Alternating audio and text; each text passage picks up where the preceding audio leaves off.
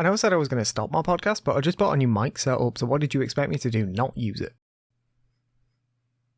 So, because I've bought a new mic, it's going to sound a little bit different now. We're no longer in stereo, we're now just mono.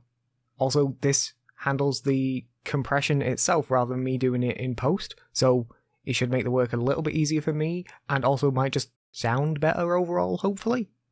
That'd be nice. So I bought a Shure SM7B, and at the moment, my opinion of it is, it doesn't sound that much better than my old mic, and it was basically 5 times the cost. Because to use this, I needed to buy the microphone, which was like 300 quid on its own, and then buy a cable, because you don't get cables when you buy microphones when they're that expensive. I also had to buy an XLR input to use with my computer, otherwise it can't plug in, basically. I originally bought a Scarlett Solo, but it just wasn't strong enough to power it. The gain was really low, and even at its max, like its maximum gain was like 48 decibels, and it was still just way too low. So I ended up returning that and buying a GoXLR Mini, which has up to 72 decibels gain, and I think I've got it on about 60 now, and that seems to work for me. I'm still probably going to mess with it a bit more. I'm not like completely happy with it, because like I say, it sounds like maybe a bit better, but does not sound that much better than my old mic. Maybe I'm just using it wrong. Maybe I've not got it set up properly. So I've got to spend more time messing about with that. At the moment, it's at about 60 decibels gain, and I've got like, can't think what the word is, mixer thing for my vocals, and I can like, I'm really not very good at explaining this. Like audio is, besides like really basic audio editing, audio was never like a strong suit of mine. I understood like video editing better than I understood audio editing. So this is all kind of new to me. Which again, might just be why it doesn't sound that much different, because I don't really fully understand what I'm doing with it, and I'm trying to learn at the same time. But it's an okay mic. It's not a bad microphone. It's just, I was hoping to notice more of a difference. And at best I noticed a little bit. I've also had to remove my pop filter, because for some reason with my pop filter on, the audio sounds noticeably worse. I think it's because you have to be pretty close to this microphone to use it properly, and the distance you have to be from the microphone is also exactly the same distance as the pop filter should be from a microphone, and it ends up just sort of like, either you're rubbing against the pop filter, which sounds bad, or you're too far away, and then it doesn't sound good. So I've ended up just removing the pop filter altogether, which means some of my plosives aren't great anymore, but there's not a huge amount I can do about that at the moment. I might just see if I can get something better. I know they do other types of pop filters that just like might serve me better, so I'm going to look at those. I bought a load of other stuff as well. I also bought a new capture card. I used to have an Elgato HD60, which is like an external card. So the way that worked is you had the HDMI from your console going into it, and then another HDMI going from it to a screen, and then a USB cable running from it to your computer, which, like, it recorded fine, but it could do 1080-30 or 720-60. So I couldn't get 60 FPS if I wanted to go above 720p, and it wouldn't go above 1080p at all, which, you know, is a bit inconvenient. Like, most of my videos now are 1440p, and basically anything I've recorded on a console before that has been recorded at best 1080p and then scaled up, which I don't think anyone noticed, but it's not great. Like, I'm sure someone would have noticed if they paid enough attention, but it's just not great. Now I can record a bit better. Still not really going to affect Switch games at all. That at best they can do 1080p, but I mean, it'll be good for when Horizon comes out next month. Like, I'm looking forward to doing that, and it'll let me record that a bit nicer. So one of the benefits of the new card over just the resolution bump and everything is it's an internal card. I've got the 4K 60 Pro, I think it's called now. And that's an internal card, which means there's like no latency between video output from your console and seeing it on your actual computer, which is way nicer. I'm not going to use my computer to play the games on. I technically could now. I could like actually play from the footage in OBS, which I didn't used to be able to. It was like 20 seconds delay. It was really bad. Now it's instantaneous, so that's good. But instead I've actually got it running to one of my computer screens. My main computer screen is 1440p and has DisplayPort input, which is what I use for my computer, and then it's also got two HDMI inputs. So I use one of those HDMI inputs now for coming from the 4K 60 Pro. So I can play Switch games on that. It's really nice. It just looks better. It's just a noticeably better screen than what I was using previously to record. Because I couldn't use my actual TV to record because of the way that the room's set up. So yeah, it looks a lot nicer. It's a lot easier to use to record. There's very mild inconvenience where I used to be able to, if I didn't for some reason want to re-plug in my cables for the console and use it with my TV, I could just leave it on the capture card and play it on my other screen as long as there was power going to the Elgato. I can't do that now. I have to have the computer turned on. And I could have audio just coming from the computer screens, but I have better microphones that routed through my computer. If I've got my computer turned on, I can open OBS and have the audio come through my computer speakers, which it just like is noticeably better. It's like much better than using the screen. So like I said, that's a little bit less convenient than the old external capture card, but it's like such a minor change. It's not that big of a deal at all, really. It's like overall way more convenient for me. To go with that, I had to buy a really fucking long HDMI cable. It's 5 meters long. It's also incredibly thick, which caused me some issues. The length was fine. It was longer. No, it was exactly as long as I thought it was going to be. But because it's so long, it's kind of unwieldy. It's just hard to route just because it's so long. Because like you'll plug it in on one end and then carry it over, and then you'll be like trying to route it around stuff, but it'll be like flopping all over the place. It's just annoying. Took 2 of us to do it properly. The main issue with it though is the cable I bought is just really thick, which means like when you try to plug it into stuff, it's just kind of fighting against you a lot. And plugging into a Switch is a nightmare because of the way that the dock is set up. The dock's got 3 inputs. Rather, it's got from top to bottom. It's got a USB-C for power, a USB port, and an HDMI port at the bottom. Right? And then opposite that, it's got a tiny slot which you're supposed to run all 3 cables through. But that tiny slot lines up with the USB-C at the top, right? So you're supposed to run your HDMI in, then angle it downwards, and then plug it in. Now with the cable being as thick as it is, that is basically impossible. So I've had to open up the back of it, and then what I have to do is, it's less of an issue now because the cable's kind of like trained itself okay.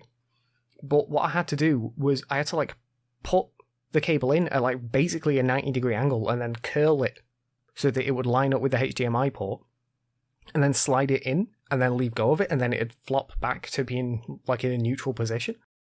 Because there isn't enough space between the gap for your cables and the HDMI port to actually angle a cable this thick.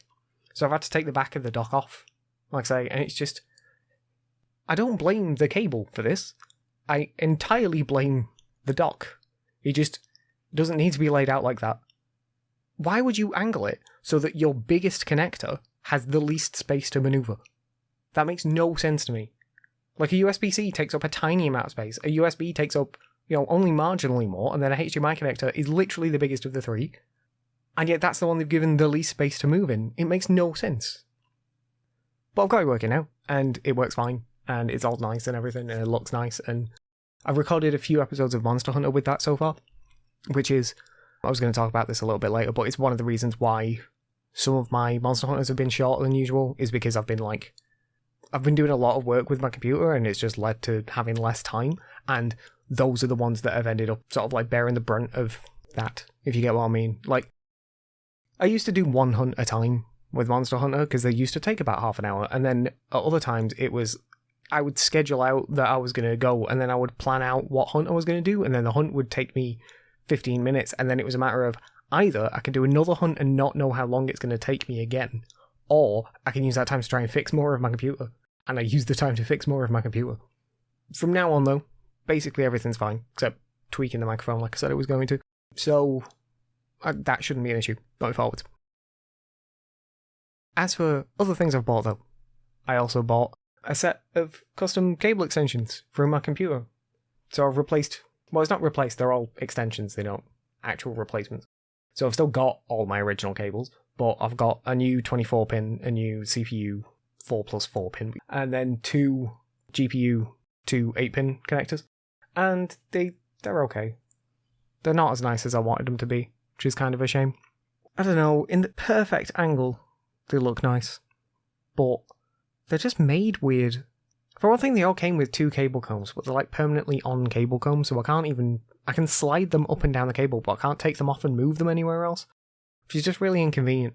I've had to buy some more cable combs, but I've had to buy them from the same people that I bought the cables from, because they just use really thick cables for some reason. Like, these are 4mm cables, and apparently that's abnormal. That's like the biggest ones that people do. So it meant that I had to specially buy the cable combs from them. But the thing that really gets me is, right, the way you normally would make a cable extension like this, right? I say normally, and the way I'm familiar with, is you get 2 sets of cables, essentially, and they run on top of one another, but you're expected to have them curve. Like, they curl around to plug in on either end. Like, on one end to the extension and one end to the motherboard or whatever. So they kind of curl. So what you do is, you make the inside set of cables actually smaller. It's not as big as I'm going to pretend it is, but if it's a 30cm long cable, you'd have like 30cm on the outside, but only like 29 on the inside, and it makes the cable curl. I don't know exactly the length, obviously, like, people know. I don't, I just know the basics of how it's done. But what that does is it gives you a natural curve to the cable. What I've got are perfectly straight cables. The issue with that is that it means when you curl them, it's too long on the inside and they like bow out and wiggle all over the place, and they just look bad because of that. Like, it's really annoying to look at. So I ended up having to buy cable combs to use, and I've just not got around to fitting them yet because it's awkward. Honestly, it's just an awkward amount of work. And I've had to buy like these weird like internal cable combs. Like, most cable combs that I've ever seen, well, they look like a comb. You know, like a comb is like a stick with like ends and then teeth in the middle. That's what a cable comb looks like. These are weird. They're more like, it's like a stick with prongs coming off either side of it, and it sits inside your cable, and then you like clip the cables into it from the inside, if you get what I mean. It looks kind of nicer, if I'm being honest, because you can't even see the cable comb then, because it's like entirely within the cable. But it's also just a lot more work to actually put on, especially when the cables are already plugged in. I would also say that if I did this again, I wouldn't buy most of these. For one thing, I probably wouldn't buy these ones again. I'd buy a different one altogether. But I also wouldn't buy half of these, because I replaced all of my internal cables with these. And you can only even see 2 of them, maybe 3 at a push. You can see the 24 pin, and you can see the 2 GPU ones. You can barely see the CPU one, and the rest you can't see at all. One of the reasons why I went with this company in particular is because they make SATA extensions, and I wouldn't buy them again, because they just look awful. What they've done is, they've bought pre-existing just SATA extensions with like red and yellow wires, like the hideous ones. And then all they've done is they've slipped a piece of like paracord, I think it's called, over the top of it, and then shrink wrapped it in place. And they've just done a really bad job of it, if I'm being honest. Like, for one thing, the paracord they've used is too long, so it bulges. It's too wide, so it bulges. And then the shrink wrap they've used, some of the places, they just forgot to shrink wrap it. Like, the shrink wrap's there, but it's not actually shrunk. And in other places, they've done it like 1/4 of an inch down the end, so you can still see the red and yellow cables coming out the end. And it just looks awful. I bought them in black and red because everything I have is black and red. Luckily for me, I also have black and red electrical tape. So what I did was I went through and taped all of them to make them look a bit nicer. And it worked. I'm not too bothered because these were actually functional cables. I needed extensions because the way my case is set up was causing issues like pressing on the SATA cables, like the SATA power cables. And I also needed extensions to run new SSDs. So I got those, and it works for what it is. But they look bad, if I'm being honest. Like, I'm kind of annoyed that I got them. It's just a real shame. I don't know if I fully regret the purchase, but I'm not as happy with it as I would like to be. Like, it's a solid maybe 3 out of like 5, maybe 2. It's not the best. Another thing I got though to make my PC look nice is I got a GPU bracket because my GPU was sagging a little bit, and I got an RGB one, mostly just so it'd glow red, same as everything else I own, and it looks nice. what I've got is like a stick, and it's got like arms on it, and they clip on it, and it means that it's like a big, tall bar with a strip up the top of it, which is why I bought it, because I thought that looked nice. And it also means that I could like actually place it at the end of my GPU and have it run up the end, and it would support it better. And I felt better about doing that than getting one of the GPU brackets where it screws in at the PCIe slot and then runs over, because that would support it somewhat, but I didn't feel like it would do as good a job, because it's basically just all supporting it from the same place again anyway. So this I felt would do better, because it's now providing support from 2 places as opposed to support from the same place twice, if you get what the difference is. My only issue with it is that it doesn't fit. It doesn't fit in the case. It's too tall. For one thing, it is a lot taller than I was expecting it to be. I didn't think it was going to be anywhere near this tall. Like, to give you some idea, GPU comes up about halfway up the top of your motherboard, and this stick is stood at the end of my GPU, and the top of the stick comes up to almost the top of my RAM. It's like basically the entire height of my motherboard, and it just doesn't need to be that tall. Like, I was not expecting it to be that tall. It just doesn't need to be. Just kind of wasting all the space, and I'm not really sure why it needed to be that tall. Like, it looks nice, but it doesn't fit. Now, it being shorter would make it fit, but the reason it doesn't fit is because my computer comes with this fucking stupid bar that I think I complained about when I built this computer last April. So you can listen to that podcast, because I'm pretty sure I brought it up then and talked about it. But basically, there is a bar that is part of the case that you're supposed to use to run the cables behind, to like hide them. If I could remove it, I would, but the screws are broken, so I literally can't take it out. Like, the screws were broken from the factory, so I just can't take it out. It's just stuck there forever. The way it works is it's like, it's flat on the bottom, and then it comes up, and then it comes back out towards the side panel, and then it goes up at the top. But it comes out at like a 45-degree angle, which means the top of it, I can't think how to describe it, the angle it comes out at means that it touches the top of the bar and pushes it away from where the GPU is. If it was flat, it's flat on the bottom, then goes up. And then if it was flat across the top and then went up again to like screw in at the top, that would be fine and it would work, but it's not. It comes out at, like I say, like a 45-degree angle. And there's just not enough space for it. And I was really annoyed, because it just doesn't need to be like that, and I hate this bar anyway, and I can't fucking get rid of it. It's just infuriating. There is literally nothing I can do about it. It's just a real shame, because I actually really like this case, except for that bar. That bar actually ruins the case for me, and I can't take it out. And if I could take it out, I would have taken it out last April. But I can't. I tried then, and like I say, the screws are just dead. The screws have just... They were like over-tightened in the factory, and they're incredibly tight and very small screws. So there's not even like... I couldn't use like a pair of pliers to get a grip on them and pull them out or anything. Like, there is literally nothing there. Like, I can't do it. It's infuriating. But because of that, it's just going to be stuck there forever. So what I've ended up doing is, I wanted to have it so that the stick was at the end of my GPU supporting it, and it's now sort of more in the center, which just makes it look bad. In terms of like the way my PC is laid out, it just doesn't look very good. If it could go in the right place, it'd look good, and it does a good job. So I'm not going to get rid of it, but I've bought a load of stuff to make my case look nicer, and a lot of them have just worked to make it look worse in the end. I'm going to have to spend some time trying to fix stuff, and just like tweak it a bit more. I've got one last thing coming for the inside of my computer case, which is, all it is a right angle USB-C connector, because there is a big black cable just like jutting out from my motherboard, and if I get this right angle connector, I can plug that in its space and then plug the cable into it, and it will come out at a 90-degree angle and won't just stick out into the case anymore, and it will just look nicer. So I've got that one last thing coming, and that's coming, I think, next month, because I've got that from China, so it's just going to take forever to get it.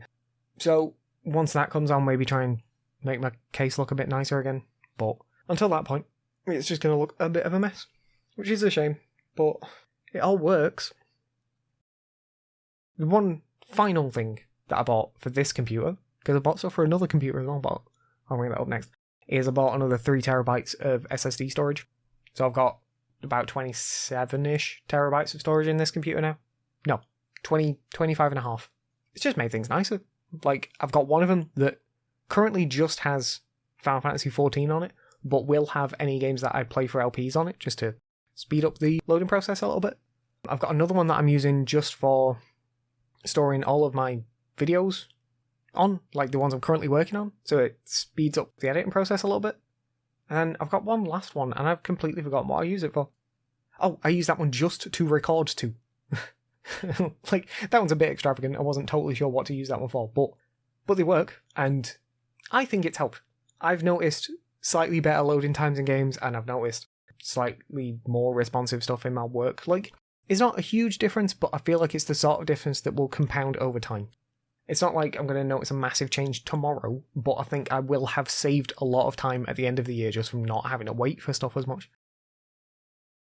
So one of the other reasons why I bought 3 terabytes more storage for this computer is because I make a lot of videos, in case you haven't noticed. And I had completely run out of storage for videos by the end of last year. Like, to give you some idea, I have a 6 terabyte drive that I use basically just for, it's for documents, but I've only got like maybe a terabyte of documents in total. Like, when I say documents, I mean anything that's not a video. So that's like all my music, all my pictures, even my game work. That's only like a terabyte in total. And then the other 5 terabytes on this drive were full of videos.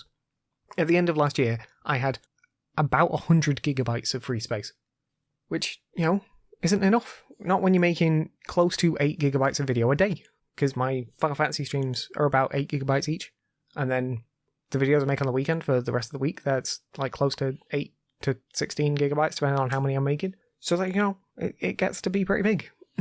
I would have filled that in about 3 weeks.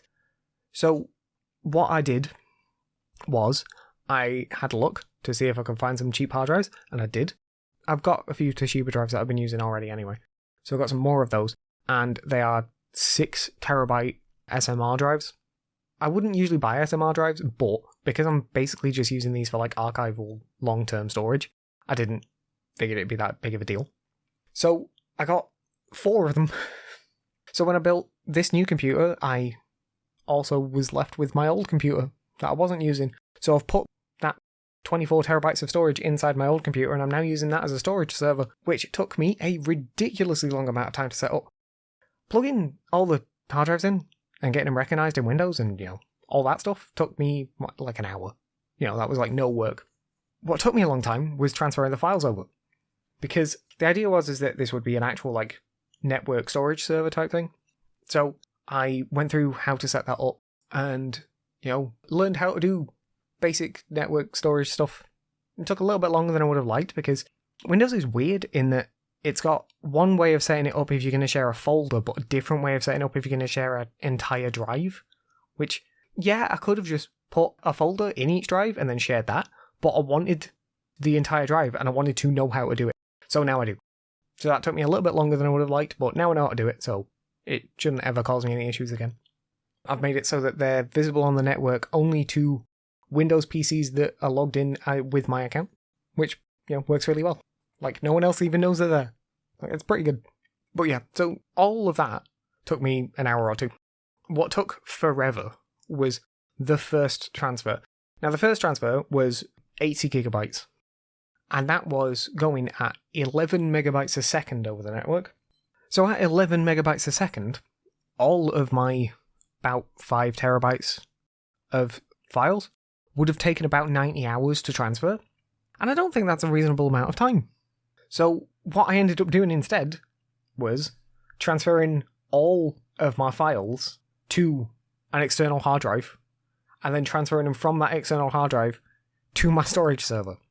Now, that means that I transferred everything twice, but it was still worth it, because transferring over the network was 11 megabytes a second, but transferring to the hard drive was 140. So that was literally 14 times faster. I had to do everything twice, but that's still 7 times faster. Like, I managed to do all of it over the course of 2 days. It was annoying. Like, I wish I hadn't had to do that. I didn't realise how bad network transfer speeds were going to be. It turns out, from what I can tell, it's not the network that's the issue. It's the, don't know what to call it. It's like the actual Ethernet ports on the PCs, like the actual network cards in the PCs. They're just shit. And it just gives me really low speeds. Like, I don't know why. Maybe I'm wrong, because I feel like I should get better than that, but I was like seeing like actually abysmal speeds. Not going to do that again. I could try and get two 2.5 gig PCIe cards and plug them into each of my computers and then run a cable just between them. That might work. That might give me better transfer speeds. And I would still be able to use, like, the internet. Because I couldn't even use the internet on these computers when I was doing that because, like, they were pegged at 100% on the network. So either that would tank my speeds even more or wouldn't do anything. And it, like, the 80 gigabyte transfer took, like, 3 or 4 hours. So basically without any computers for, like, 4 hours, it was awful. Maybe this thing I was talking about would work, but I just don't think it's worth it. So what I've ended up with now, after doing all this transfer, is I've got a copy of it on my storage server, and I've got a copy of it on my external drive.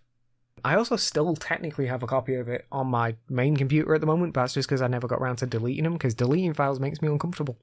I did find out I had, like, nearly a terabyte of unused stuff. Stuff from, not even videos I used to make, but, like, old intros. Because the way I do it now is I have an After Effects project, which has my intro template. I put the thumbnail and stuff in there for that, and then I used that After Effects project in my Premiere project, and it means I don't render out the things, whereas I used to actually render out each intro individually. That was really inefficient. I should never have done that, but that's what I used to do. And I was exporting into, like, AVI, so they were huge as well. Like, it was just a terrible idea all around. But yeah, it turns out I had nearly a terabyte of old shit like that that I just, like, haven't used in years. So I got rid of all that. Well, I didn't get rid of it. I still got it in backups, but I've got rid of it. But I'm still keeping a lot of my old footage on here for the moment because it means that I can, like, go and drag it back up again when I need it as soon as I need it. Eventually that'll go, and then I'll just have a hard drive in my main computer just for this year's stuff, and then hard drives in my old computer and a separate backup drive for previous year's stuff. I like having the redundancy of the two. It also means, like, if I'm in a fire, I can just grab my external hard drive, and that's got, like, basically everything on it. I won't lose pretty much anything. I'm glad that I've done this. I feel better for having done it. It just, all in all, was a ridiculous amount of money I've spent. And I'm not happy with everything, but I'm, like, reasonably happy with what I've done. I also bought a couple of extra bits, but they aren't here yet, so I'll talk about those when they arrive. That's pretty much all I've done. I mean, I realise that sounds kind of bad, but, like, I have spent basically all of this month either, like, waiting for stuff to arrive so that I could do this stuff, or setting all of this stuff up so that it was okay and decent. I'm glad that I've done it, but it took a lot of time, and it means I've basically done nothing else. I've finished a couple of games. I finished a game that I can't talk about yet, Parkasaurus, which is, like, the best city building park management game that I've played in years. I was, like, really happy with it. It's really good. Finished Haven, which, like, that game did not need combat. Without the combat, it would just have been a better experience. The last hour of the game is just bad, and it's entirely because of the combat. If you ignore all the combat, it's a way better experience, because I replayed the last hour over and over because I kept dying. To give you some idea, though, I think the game took me about 12 hours, and in 11 of those hours I died once, and in the last hour I died like 3 or 4 more times, just because there is, like, this sudden huge difficulty spike right at the end, and it just makes the game worse. There is, like, no need for it. Like, the combat shouldn't have been there in the first place because the combat's just bad. It's got this, like, RPG combat stuff. It's kind of like the active time battle stuff. You charge up an attack and then you use the attack, and then it's, like, reacting to the enemy's attacks and stuff like that, and it's all in real time. And it sounds okay, except you can't choose what enemy to attack.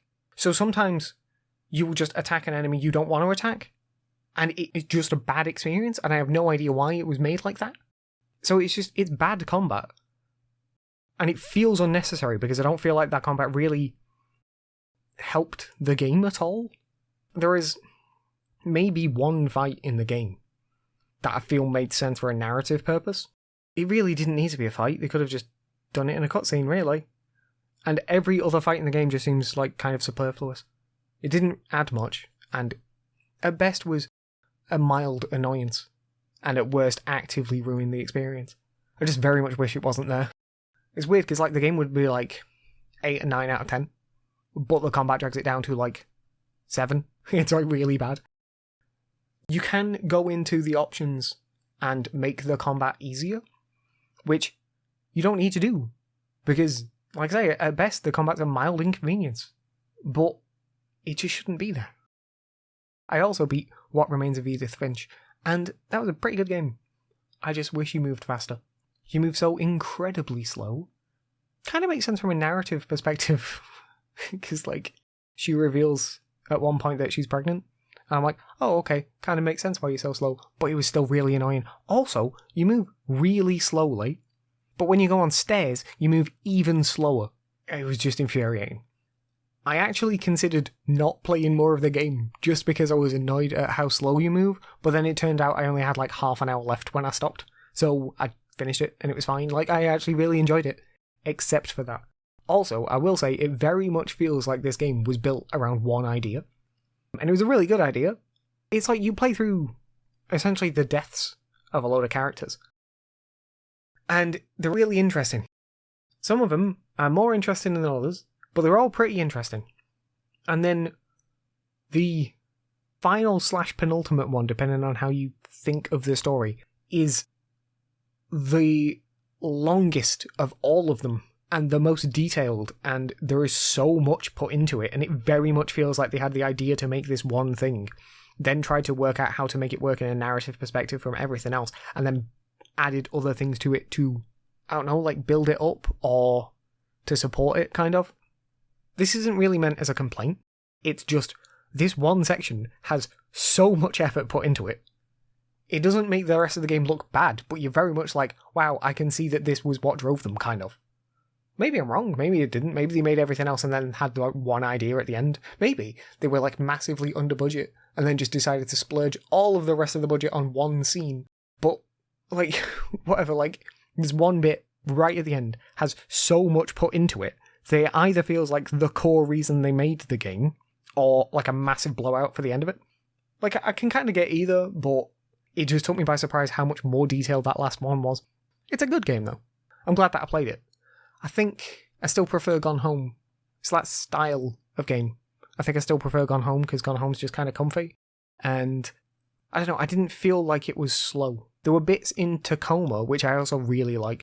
There were bits in Tacoma where things, like, I felt weren't as clear as they should be, and stuff like that, but I still really liked it. So I think I prefer What Remains of Edith Finch to Tacoma, but I think I prefer Gone Home overall. But either way, it's really good. So I think that's just about everything I've done. I've watched a lot of old, like, Top Gear and Grand Tour specials, just because they're kind of comfy. But yeah, like, literally besides that, I think I've done, like, nothing else. Played a lot of Final Fantasy. I think then, time for the channel update stuff. I've already been over one of the main things, which was because of doing all the work on my computer, like, some of my videos have been a bit short, but that's all fixed now, so shouldn't be an issue. I have started a TikTok, and all that's on there is my sentences. It, I don't know, seems to be doing better than my normal channel stuff does. It gets more views in general, which is nice. All of my sentences are going on there as well as my main channel now, but they're in a slightly different format, so they're laid out for vertical screens. They're also shorter versions of it. It's literally just the sentence and nothing else. I'm pretty happy with how they've turned out. So on there, I've been putting all of my sentences as they've gone up on the main channel, and I've also been putting up, like, remastered versions of all of my old sentences. And I'm also planning on posting all of these to Instagram as well, but Instagram's shit. I like to schedule my posts. I think that makes most sense. I tend to make all of my stuff in, like, big batches, and then schedule everything for over time, and then, like, work my way up to making a load of stuff, then make it all in a big batch and do the same again. And you can't do that with Instagram. There are tools that you can pay for, which will schedule posts for you, but I don't want to pay for them.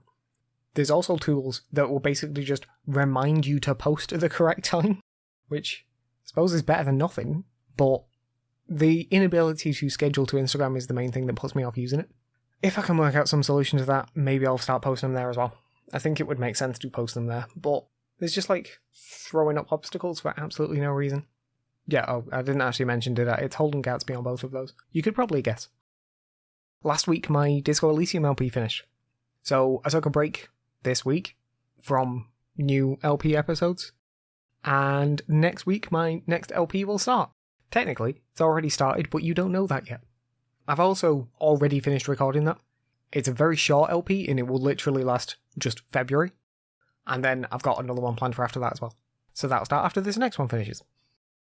One last thing is I was planning to do a Game of the Year for 2021 or like an awards video, but I just didn't get around to it because I was really busy this month, like I said.